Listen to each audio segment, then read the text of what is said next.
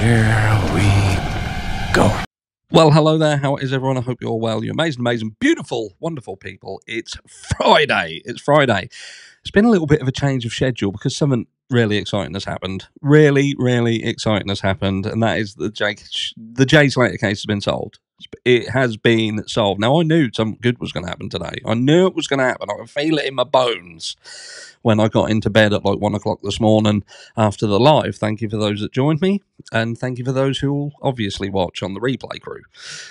But yeah, so the video that is going to come out later, which is the Noah Presgrove video, that will come later. So this is in fact one of three. So one of three, yeah. But anyway, let's get straight into the meat and potatoes. As like I say, the Jay Slater case has been solved. It's been solved. And I knew it was going to be this. I absolutely knew it was going to be this. It was definitely what this guy says. And who am I talking about? What guy am I talking about? I'm talking about a guy, I believe his name is Bits and Bobs, and he's on TikTok.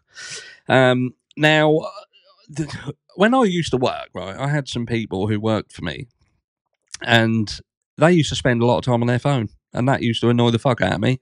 And that guy spends a lot of time on his phone, and I have come to a conclusion that he perhaps needs to spend a little bit less time on his phone. And look, I mean no disrespect.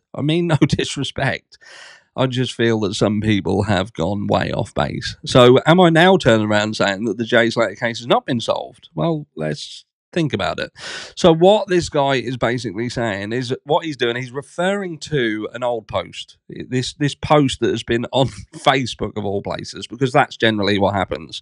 When there is cartels and things like this, and gangsters and people that you can't say their names because you're going to get whacked, brother. You put that shit all over Facebook. You definitely put it all over Facebook because that's the best thing to do.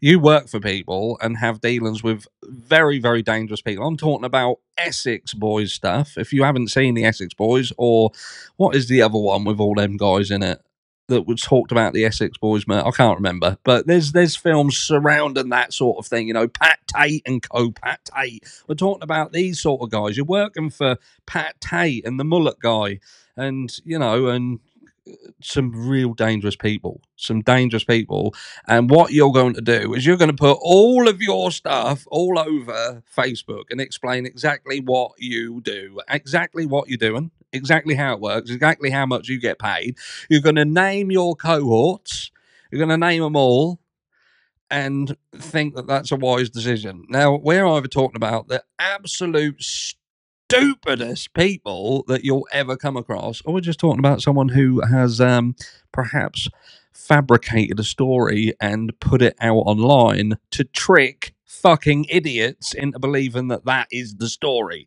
Because I'm telling you now, if you're talking about narcotics trafficking, you're talking about high level stuff, you're talking about not just Jimmy selling something on the corner of the high street to make 10 quid and go and buy himself a fucking vape.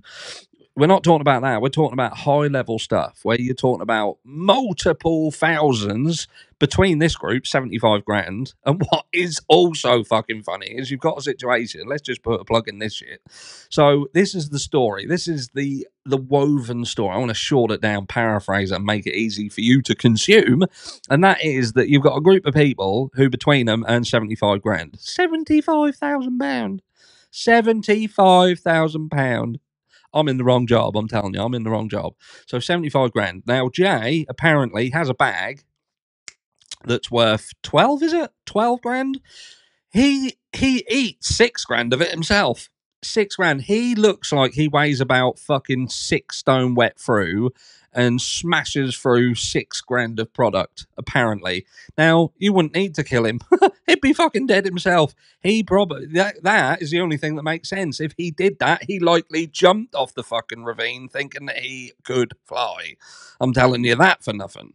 But anyway, this bunch of people, between them, 75 grand, he apparently then, let's say, loses 12. So between them, they thought, and this is something that would happen, if you was in that situation, you would think, well, for a start off, I've brought this fucking idiot over to help, and that's now going to make me look a twat. And if my bosses are that dangerous that we've seen them do stuff previously, you would be thinking, look, we need to chip in, sort this fucker out between us. And it's a drop in the ocean between however many there is on their 75 fucking grand a month between them.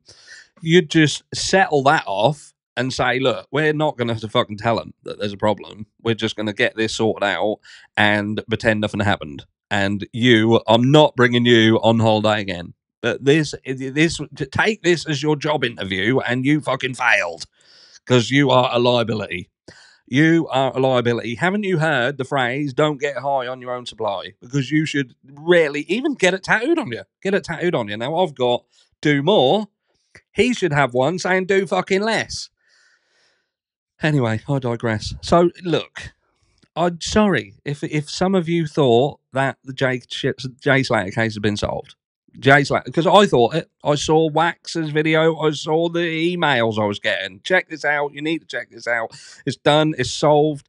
It's a done deal. It's a done deal, Harsh. You need to crack on and watch this because it's going to blow your mind. Going to blow your mind. Yeah, it did. It blows my mind that people feel that things around these cases get solved by a post that gets put on Facebook by someone who's anonymous. They claim to be working for high-level drug industry people and that they don't want to get involved in stuff because it's too dangerous, don't want to bring the heat, but I'm going to post on Facebook. And I don't buy it. But these people, there are people out there who see these and they automatically, well, that's it. That's it. That's it. This guy goes on to talk about how the police operate in Spain, that they've got different levels, which is no different than anywhere else on the fucking planet. In the UK, we've got CID, we've got traffic cops, we've got the beat bobbies out there. You know, we've got different kinds of police that deal with different kinds of things. So that's no different in Spain. That's the same thing. And they're saying that British people can sometimes be naughty and get put in a fucking cell with just 4 walls and a floor, which is pretty much like any cell in any prison in any country anywhere ever. But yeah, people oh my word. But no, the Jay Slater case hasn't been solved whatsoever. Now, I know that there's a lot of people who feel that there was drug connections, as this, that, and the other. And look, there could very well be that there is a version of events somewhere in amongst all this. Like, a lot of people have reached out to me, referenced this Maruba boat, saying that Jay Slater was photographed on the boat. I'm going to do a video separate to this one later on today, just a short one, just to put my thoughts and feelings about the Maruba boat situation. I'm not ignoring it. People have come at me and said, why are you ignoring it? You're talking about these narratives, but why are you suppressing these narratives? I'll tell you later. But with respect of, is this post about Lucy Law being some mule and 75 grand between them and they couldn't divvy it up between them and sort Jay out, the poor little fucker? Yeah, I'm not buying it. I'm not buying it in the slightest. It don't make sense. It just don't make sense. Let me know if you disagree. Don't unsubscribe if you don't agree with what I'm saying. We can disagree. I could be wrong. Not likely. But I could be wrong. There could definitely be a chance that someone who works for high-level mafia who would likely kill you would definitely write all of their business on a post and put it on Facebook. Happens all the time. I'll catch you all in the next one.